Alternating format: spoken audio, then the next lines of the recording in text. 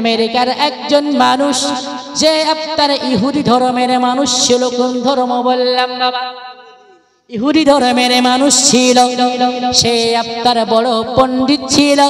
সেই ইহুদি ধর্মের পণ্ডিত করল কি, এই দুনিয়ার বুকে যত আপনার নামি দামি মহামানব দুনিয়ার বুকে আগমন করেছে তাদের জীবনী খানা এক এক করে লিখতে আরম্ভ করে দিল।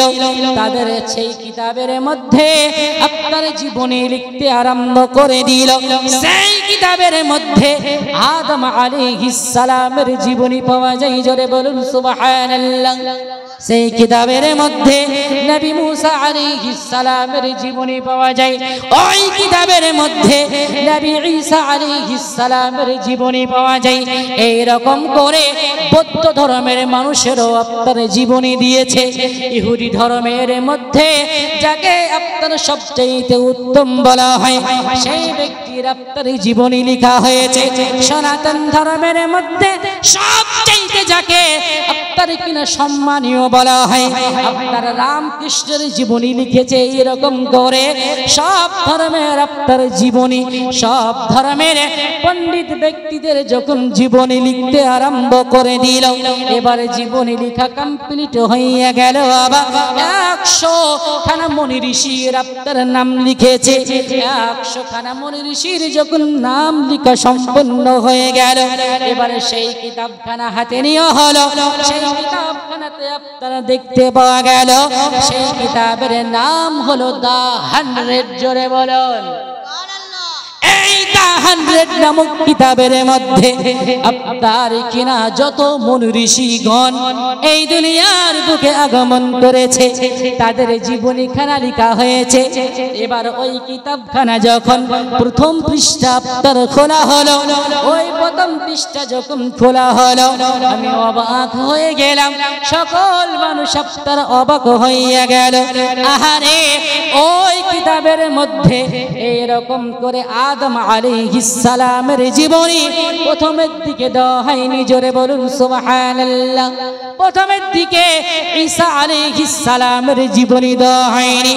এইরকম করে বৌদ্ধর ধর্ম আপনার বৌদ্ধর জীবনী দেওয়া হয়নি। এইরকম করে আপনার রামকৃষ্ণের জীবনী দেওয়া হয়নি। সেই কিতাবের মধ্যে সর্বপ্রথম প্রথম পৃষ্ঠার মধ্যে যে মুনি ঋষির আপনার জীবনীখানা দেওয়া হয়েছে, যে মহামানবের জীবনীখানা দেওয়া হয়েছে, সেই মহামানবের নাম মুহাম্মাদুর রাসূলুল্লাহ। চিৎকার মেরে বলুন না সুবহানাল্লাহ। মোর নূর নবীজির যে মুজিজা দেখিয়ে গেছেন এ ধরায়, হবে না কারো দ্বারাই। জোরে বলেন। নবী মুস্তাফা যেই রকম করে এই পৃথিবীর জমিনে মুজিজাত দেখিয়ে গিয়েছেন, আগো সম্ভব হবে কাউরির জন্য? যত নবীগণ এসেছেন কাউরির দ্বারাই সম্ভব হয়েছে গো? কিয়ামত পর্যন্ত যত মানব জাতি জন্মগ্রহণ করবে, যত জিন জাতি জন্মগ্রহণ করবে, এই রকম ভাবে মুজিজা আপনার অলৌকিক ঘটনা দেখানো সম্ভব নয়। জোরে বলুন সুবহানাল্লাহ। মোর নূর নবীজির যে মুজিজা দেখিয়ে গেছেন এ ধরায়, হবে না কারো দ্বারাই। এ আবু জেহেলের হাতের বেজান, আবু জেহেলের হাতের বেজান পাথরকে কলমা পড়াই, হবে না কারো দ্বারাই। মোর নূর নবীজির যে মুজিজা দেখিয়ে গেছেন এ ধরায়, হবে না কারো দ্বারাই। চিৎকার মেরে বলুন ইয়া রাসূলুল্লাহ, নারায়ে তাকবীর। এইরকম করে বললে হবে গো। আপনারা যদি আস্তে আস্তে এরকম করে বলেন আমার ব্যাটারি কিন্তু লো হয়ে যাবে, হবে? মানে প্রথমের দিকে যদি ব্যাটারি লো হয়ে যায়, হ্যাঁ গো ভালো লাগবে গো। গাড়ি নিয়ে আপনার টুকটুক নিয়ে বেরিয়েছেন, হ্যাঁ, যেই বাড়ি থেকে বেরিয়েছেন দেখছেন ব্যাটারি লো, গাড়ি সামনের দিকে যাবে? যাবে না। তা আপনাদের ব্যাটারি যদি এইরকম হয়ে যায়, আওয়াজ যদি এমন হয়, আমার ব্যাটারি লো, আমি এখানে শুয়ে পড়ি। বুঝতে পেরেছেন? যত আওয়াজ রয়েছে ঈমানি জজবা নিয়ে আল্লাহ পাকের নাম নিতে হবে। নারায়ে তাকবীর, নারায়ে তাকবীর, নারায়ে রিসালাত, মাসলাকে আলা হযরত, জোরে বলুন জিন্দাবাদ, জিন্দাবাদ মিল্লাত ইসলামিয়া। আরে রাসূলুল্লাহর ইশকের কথা যেই ময়দানে হয়, নবী মুস্তাফার রিসালাতের চর্চা যেই ময়দানে হয়, সেখানে আসার জন্য আল্লাহ পাকের রহমতের ফেরেশতা পর্যন্ত লালায়িত হয়ে থাকে। জোরে বলুন। আরে লালায়িত হবে না কেন? যেখানে নবী মুহাম্মদুর রাসূলুল্লাহ সাল্লাল্লাহু আলাইহি ওয়াসাল্লামের রিসালাতের বর্ণনা করা হয়, হাদিসের মধ্যে এসেছে একদিন নয়, দুই দিন নয়, 40 দিন পর্যন্ত জান্নাতি খুশবু সেই মাটি থেকে বের হতে থাকে। জোরে বলুন সুবহানাল্লাহ। আরে ফেরেশতাগণ পর্যন্ত আসে, মাটিকে নিয়ে গায়ের মধ্যে লাগাই, মাটিকে নিয়ে চেহারার মধ্যে লাগাই, আর নবী মুস্তাফার যে আপনার বরকতে যে খুশবুখানা বের হয়েছে, এই খুশবুখানাকে নিয়ে আল্লাহ পাকের প্রশংসা করে। জোরে বলুন সুবহানাল্লাহ। আর ওই নবী মুস্তাফার প্রশংসা চলছে, যে নবী মুস্তাফাকে তৈরি না করা হলে গো আপনাকে আমাকে কাউকে সৃষ্টি করা হতো না। জোরে বলুন সুবহানাল্লাহ। এ বাপজি মুসলমান, এই দুনিয়ার বুকে সকল ধর্মের মানুষেরাই নবী মুহাম্মদুর রাসূলুল্লাহ সাল্লাল্লাহু আলাইহি ওয়াসাল্লামকে সম্মান করেছে। সকল ধর্মের মানুষেরাই নবী মুহাম্মদ সাল্লাল্লাহু আলাইহি ওয়াসাল্লামের প্রশংসা করেছে। খ্রিস্টান ধর্মের মানুষেরা নবী মুস্তাফার প্রশংসা করেছে, ইহুদি ধর্মের মানুষেরা নবী মুস্তাফার প্রশংসা করেছে। এই রকম করে নাসারা ধর্মের মানুষেরা নবী মুস্তাফার প্রশংসা করেছে। এই রকম করে আপনার কিনা সনাতন ধর্মের মানুষেরা নবী মুস্তাফার প্রশংসা করেছে। এই রকম করে যত ধর্ম রয়েছে, কমবেশ একটি ধর্ম নাই, দুইটি ধর্ম নাই, এই দুনিয়ার বুকে 3000 ধর্ম রয়েছে।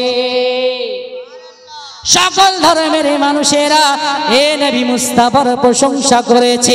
সকল ধর্মের মানুষেরাই এই নবী মুস্তাফার প্রশংসা করেছে। সনাতন ধর্মের মধ্যে একখানা আপনার রীতি রয়েছে, সনাতন ধর্মের মধ্যে একটা নীতিমালা রয়েছে, যে ব্যক্তি আপনার মৃত্যুবরণ করবে, সনাতন ধর্মের মধ্যে কোনো মানুষ যদি আপনার কিছুক্ষণের মধ্যে মৃত্যুবরণ করবে, তারা যখন বুঝতে পারে সঙ্গে সঙ্গে তাকে ঘর থেকে বের করে দেওয়া হয়। তাকে ঘর থেকে ঘরের বাইরে যে জায়গায় আপনার তুলসী গাছ লাগানো থাকে, কোথায় গো? যেখানে তুলসী গাছ লাগানো থাকে, সেই জায়গাতে যেই ব্যক্তি মৃত্যুবরণ করবে, সেই ব্যক্তিকে আপনার শুইয়ে দেওয়া হয় এবং তার সামনে একটা বিষয় আপনার বারবার বলা হয়, যে ব্যক্তি মৃত্যুবরণ করবে একটা বাক্য, একটা মন্ত্র তার সামনে বারবার পড়তে বলা হয়। যেমনটা এই মুসলমান ধর্মের মধ্যে কোন মানুষ যখন আপনার মৃত্যুবরণ করবে, এইরকম সময়ে আমরা সকলেই বলতে থাকি, হে ব্যক্তি একটিবার পড়ে নাও আশহাদু আল্লা ইলাহা ইল্লাল্লাহ ওয়া আশহাদু আন্না মুহাম্মাদান আবদুহু ওয়া রাসূলুহু। এইরকম করে মৃত্যু ব্যক্তি কিছুক্ষণের মধ্যেই তোমার জান খারা বেরিয়ে যাবে। একটিবার পড়ে নাও লা ইলাহা ইল্লাল্লাহ মুহাম্মাদুর রাসূলুল্লাহ। আমরা পড়ে না গো? যে ব্যক্তি মৃত্যুবরণ করবে তার সামনে পড়ি আর কালেমা তালকিন দেওয়া হয়। এই রকম করে হিন্দু ধর্মের মধ্যে একটা তালকিনের বিষয় রয়েছে। ওই সনাতন ধর্মের মানুষের মধ্যে এই বিষয়টা আপনার লক্ষ্য করলে দেখতে পাওয়া যায়, কোন ব্যক্তি যখন মৌতের সময়খানা চলে আসে তুলসী গাছের তলায় সেই ব্যক্তিকে নিয়ে যাওয়া হয় এবং তুলসী গাছের তলায় নিয়ে যাওয়ার পরে তাকে আপনার শুইয়ে দেওয়া হয় এবং তার সামনে আপনার পড়া হয়, পড়ো লা ইলাহা হাউতি পাপম ইল ইলাহা পরম পদম জন্ম বৈকুণ্ঠ পর আফইনতি তাজা পে নামে মোহাম্মদ। জোরে বলেন। এই দুনিয়ার বুকে সনাতন ধর্মের মধ্যে শেষ সময় আখিরি সময় কিছুক্ষণের মধ্যে তার শরীর থেকে রুহু নামক জামুক জানটা আপনার বেরিয়ে যাবে। তার শরীর থেকে কিছুক্ষণের মধ্যেই তার জানখানা বেরিয়ে যাবে। তাকে বারবার তালকিন করা হয়, বলা হয় পড়ো লা ইলাহা হাউতি পাপম ইল ইলাহা পরম পদম জন্ম বৈকুণ্ঠ পর আফইনতি তাজা পে মোহাম্মদ সাল্লাল্লাহু আলাইহি ওয়াসাল্লাম। বারবার যখন এই মন্ত্রখানা আপনার পড়া হয়, একটু মনোযোগ বাবা, মনোযোগ দিয়ে শুনতে হবে। বারবার যখন এই মন্ত্রখানা পড়ানো হয়, এবার হিন্দু যারা পণ্ডিত রয়েছে সনাতন ধর্মের মধ্যে যে সমস্ত পণ্ডিতগণ রয়েছে তাদেরকে আপনারা জিজ্ঞাসা করা হলো, এ পণ্ডিতগণ একটিবার আপনাদেরকে বলতে হবে, আপনাদের মধ্যে কোন মানুষের যখন আত্মা বের করার সময়খানা চলে আসে, কোন মানুষের যখন মৌতের সময়খানা চলে আসে, ওই সময় আপনারা করেন কি? বারবার তাকে এই আপনার মন্ত্রটি আপনারা পড়ার জন্য বলেন, বারবার এই মন্ত্রটি পড়ার জন্য তাকে আপনার বলা হয়। কিসের জন্য বলা হয়? এই মন্ত্রটি পাঠ করলে সেই ব্যক্তির কি লাভ হবে? এই মন্ত্রটি পড়লে সেই ব্যক্তির কি লাভ হবে? তো সেই পণ্ডিতেরা উত্তরে বলেছিল, এই মন্ত্রটি যদি একবার পড়তে পারে তার মৌতের আযাবটা কমে যায়। জোরে বলেন। এবং মরার পরে সেই ব্যক্তি, তারা তো বলে যে আপনার স্বর্গে যাবে, আমরা বলি তারা জান্নাতের মধ্যে যায়। জোরে বলেন।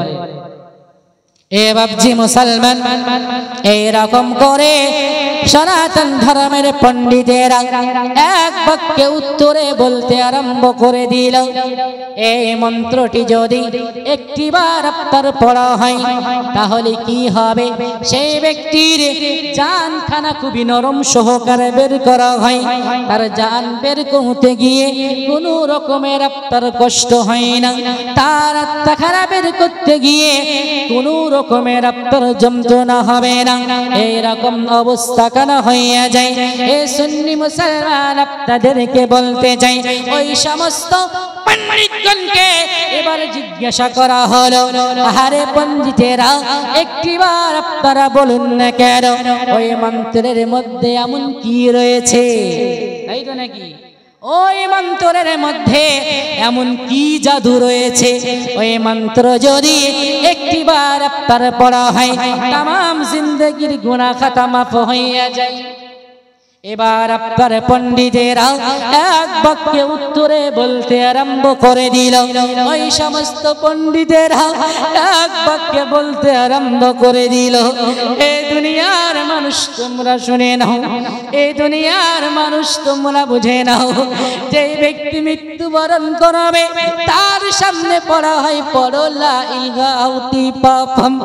এই মন্ত্রের প্রথম অংশ যখন পড়া হয়, সেই ব্যক্তি যখন প্রথম অংশ কানা পড়ে লা ইলাহা হাউতি পাপম, এই কথাটা যখন হিন্দু পুরোহিতরা আপনার বলছে, এই কথাটা একটিবার যে ব্যক্তি পড়তে পারবে তামাম জিন্দগির গুনাহ মাফ হইয়া যায়।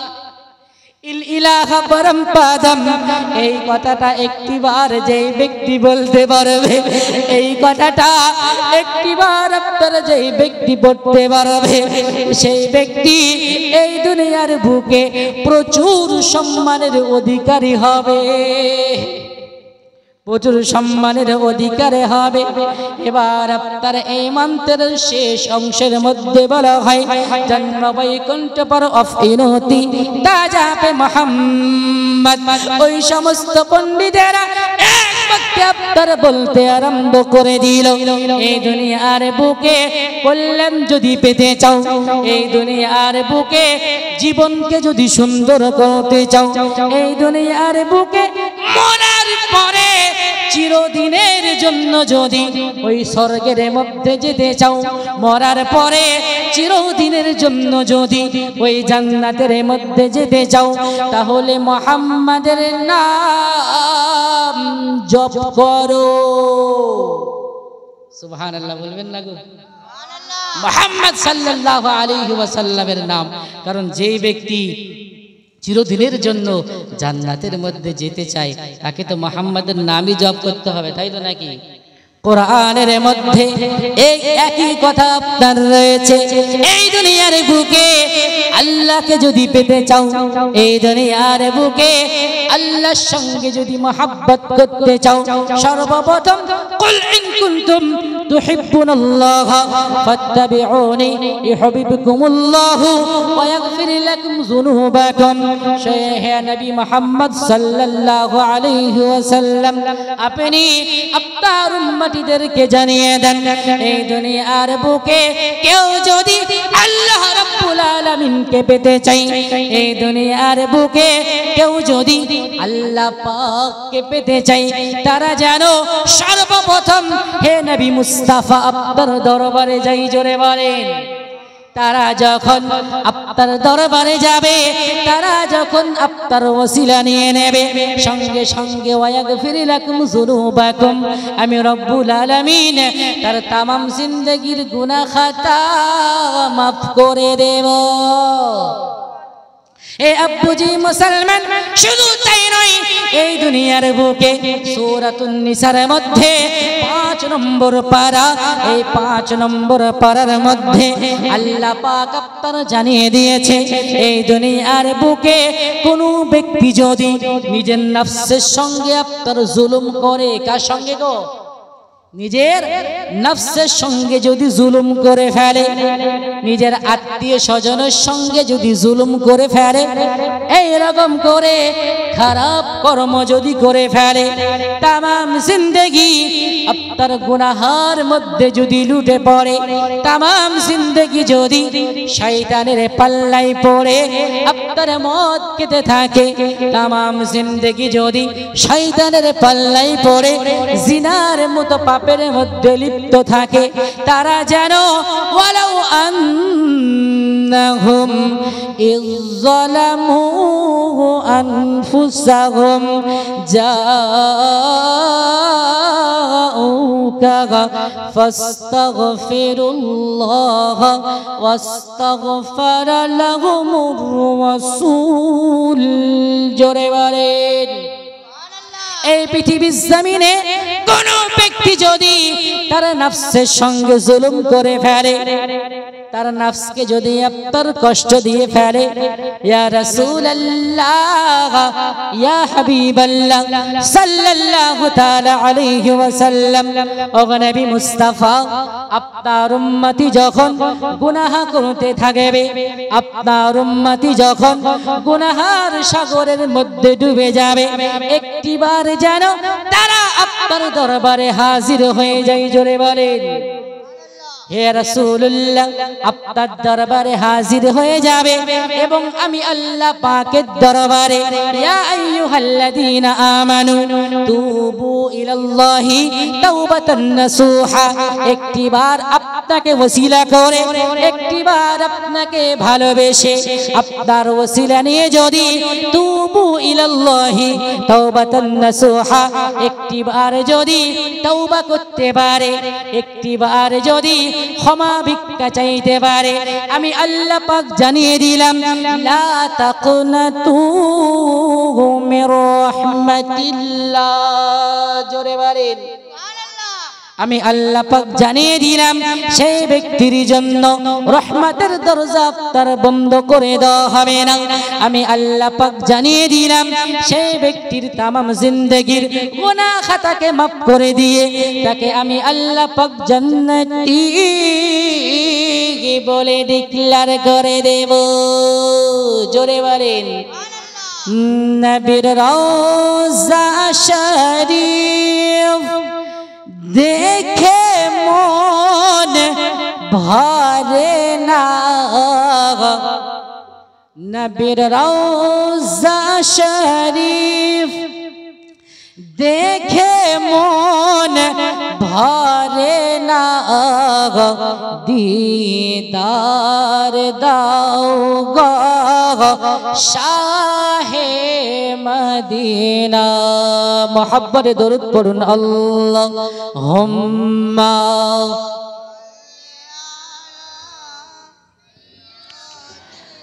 মৌলানা ওয়া আলা আলিহি মৌলানা সাল্লাল্লাহু আলা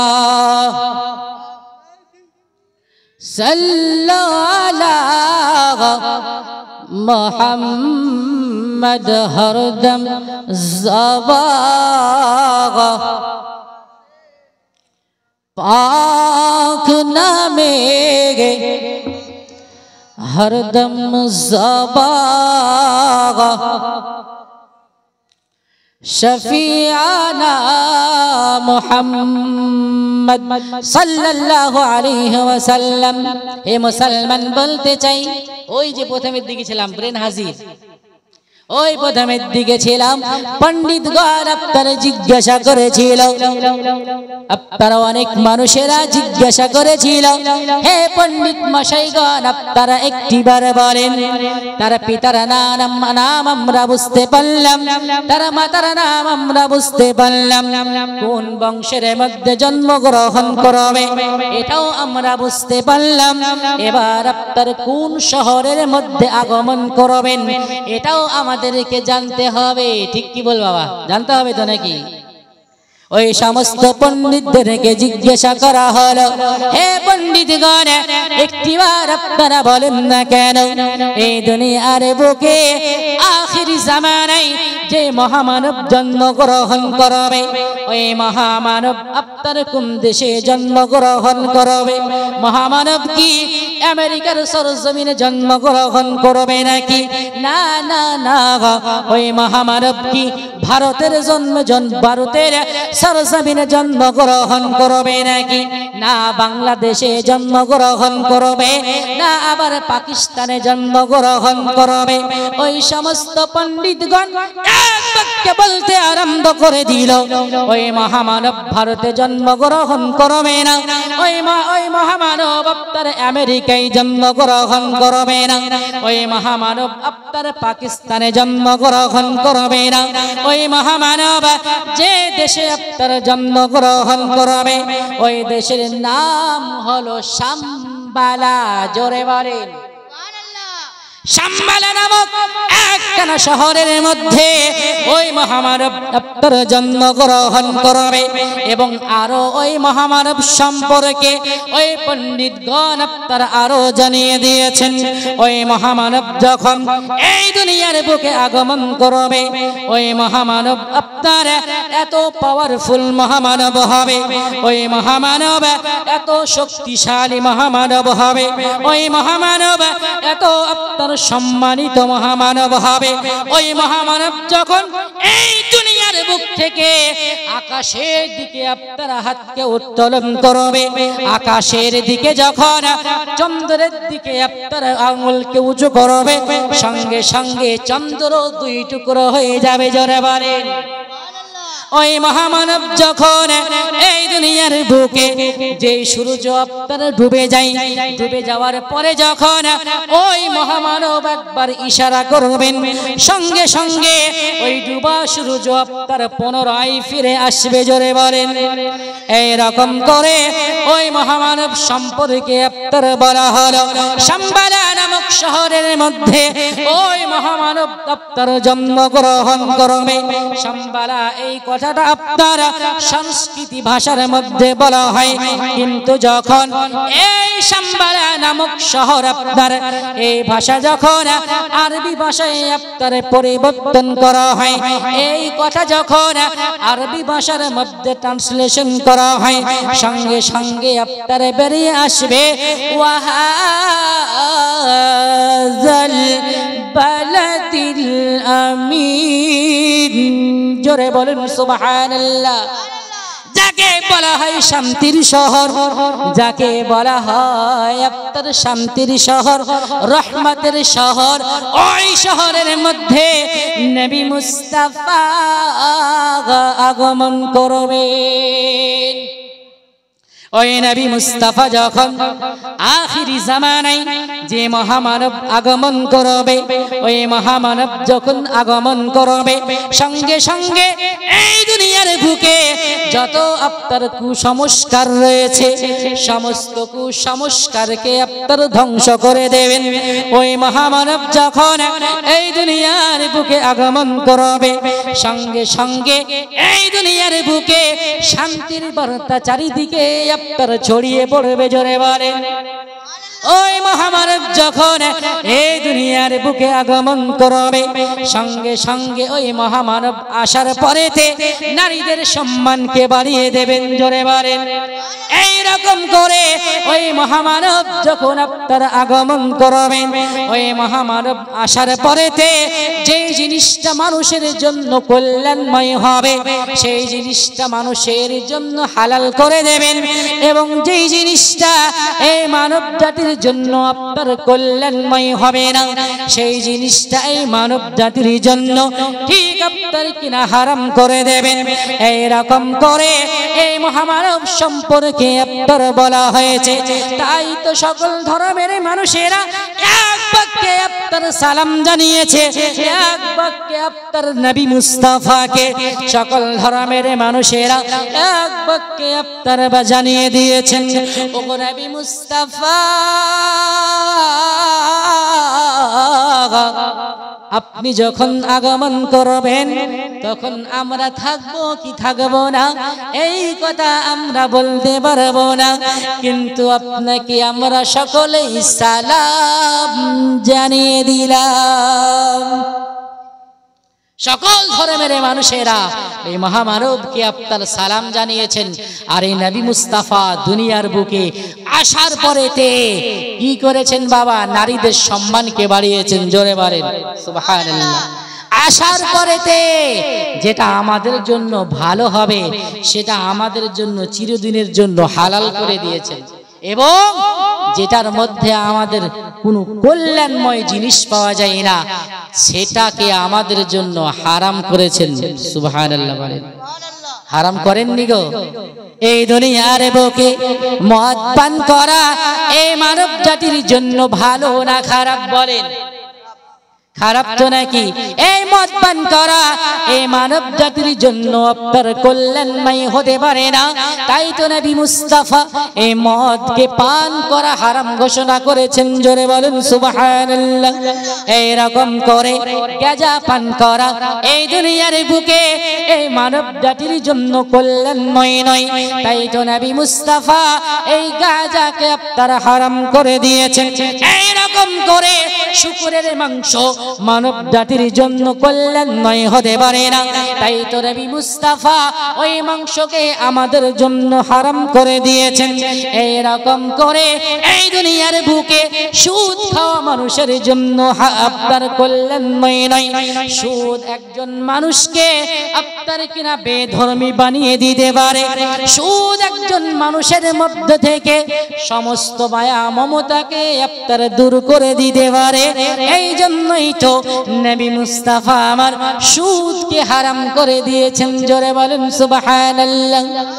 এই নবী মুস্তাফা যখন এই রকম করে হারাম হালাল বিষয়গুলো যখন আলাদা আলাদা করে দিয়েছেন, এই নবী মুস্তাফা যখন চাঁদকে আপনার দুই টুকরো করে দিয়েছেন, এই নবী মুস্তাফা যখন ডোবা সূর্যকে আপনার কিনা পুনরায় ফিরিয়ে এনেছেন, এরকম করে এই নবী মুস্তাফা যখন আপনার কিনা গাছকে নিজের কাছে ডেকে এনেছেন। জোরে বলুন সুবহানাল্লাহ। গাছকে যখন নিজের দরবারে নিয়ে এসেছেন, চাঁদকে যখন দুই টুকরা করেছেন, ডুবার সূর্যকে যখন ফিরিয়ে এনেছেন, ওই সময় যারা মুশরিক ছিল, কারা গো? যারা মুশরিক ছিল, মূর্তি পূজা যারা করত, চন্দ্রের যারা পূজা করত, সূর্যের যারা পূজা করত, গাছের যারা পূজা করত, তারা সকলে ভাবনা চিন্তা করে, আহারে যেই চাঁদের পূজা আমরা করি, ওই চাঁদ মুহাম্মাদের কথা শুনে, জোরে বলেন সুবহানাল্লাহ। যেই সূর্যের পূজা আমরা সকলে করে থাকি, ওই সূর্য তো মুহাম্মাদের কথা শুনে। হাই হাই, যে গাছের পূজা আমরা করে থাকি, ওই গাছ তো মুহাম্মাদের কথা শুনে। অতএব আজ থেকে আমরা গাছের পূজা করব না, আজ থেকে আমরা আর সূর্যের পূজা করব না, আজ থেকে আমরা আর চাঁদের পূজা করব না, আজ থেকে আমরা জমিনের পূজা করব না, মূর্তির পূজা করব না, নবী মুহাম্মাদের পূজা করব। জোরে বলুন নাউযুবিল্লাহ। কোরআনুল কারীমের মধ্যে সূরাতুত তাওবার মধ্যে আল্লাহ পাক জানিয়েছেন, ওয়াকালাতিল ইয়াহুদু উযাইরুন ইবনুল্লাহ ওয়াকালাতিন নাসারা মাসীহ ইবনুল্লাহ। জোরে বলুন সুবহানাল্লাহ। কোরআনুল কারীমের মধ্যে দুইজন পয়গম্বর সম্পর্কে জানিয়েছেন, ওয়াকালাতিল ইয়াহুদু উযাইরু ইবনুল্লাহ, উযাইর আলাইহিস সালামকে তার উম্মতিগণ আল্লাহর পুত্র বলে স্বীকার করেছিল। জোরে বলুন নাউযুবিল্লাহ। এরকম করে নবী ঈসা আলাইহিস সালামকেও তারা আল্লাহ পাকের পুত্র মানে ইবনুল্লাহ বলে আপনার স্বীকার করেছিল। আল্লাহ পাক দুটো কওমকেই ধ্বংস করে দিয়েছেন। জোরে বলেন সুবহানাল্লাহ। তারা যখন দেখলো যে নবী মুহাম্মদ সাল্লাল্লাহু আলাইহি ওয়াসাল্লাম ইনি এত পাওয়ারফুল পয়গম্বর, ইনি কোনো সাধারণ মানুষ নয়, ইনি হচ্ছেন আল্লাহর পুত্র। জোরে বলুন নাউযুবিল্লাহ। এই কথা যখন ছড়িয়ে গেল, তারা যখন পূজা করার জন্য আপনার আগিয়ে আসছে, তারা যখন সেই নবী মুস্তাফা সাল্লাল্লাহু আলাইহি ওয়াসাল্লামের দরবারে আপনার আগিয়ে যাচ্ছে, যে আপনার তাকে কাছে যাব, তার সঙ্গে মুসাফা করব, পূজা করব, তাকে আপনার এইরকম করে আঁকড়িয়ে ধরবো, ওই সময় আল্লাহ পাক একটা আয়াত নাজিল করেছিলেন। জোরে বলেন সুবহানাল্লাহ। একখানা আয়াত নাজিল করেছিলেন। এই আয়াতখানা আপনার 16 নম্বর পারা 3 নম্বর পৃষ্ঠার আপনার 4 নম্বর পৃষ্ঠার প্রথম লাইনেই রয়েছে। জোরে বলেন সুবহানাল্লাহ। সে আয়াত হলো, নারায়ে তাকবীর, নারায়ে রিসালাত, ইয়া রাসূলুল্লাহ, দ্বীন ইসলাম জিন্দাবাদ, উলামায়ে আহলে সুন্নাত জিন্দাবাদ, উলামায়ে আহলে সুন্নাত জিন্দাবাদ। মারা যাবার পরে রাখিবে না ঘরে, গোসল করাইবে, আরে ঘরের বাহিরে আসিবে নবীজি, আরে উম্মত তারে, ইয়া রাসূলুল্লাহ ইয়া হাবিবাল্লাহ সাল্লাল্লাহু আলাইহি ওয়াসাল্লাম। মিল্লাত ইসলামিয়া শেষ আপনারা জানিয়ে দেব, মুশরিকগণ নবী মুস্তাফাকে ইবনুল্লাহ বলেছিল, আল্লাহ পাকের পুত্র বলেছিল। জোরে বলেন নাউযুবিল্লাহ। সেই সম্পর্কে দুটো মিনিট ইনশাআল্লাহ শেষ করে দিয়ে আমি এখান থেকে বিদায় নিয়ে নেব।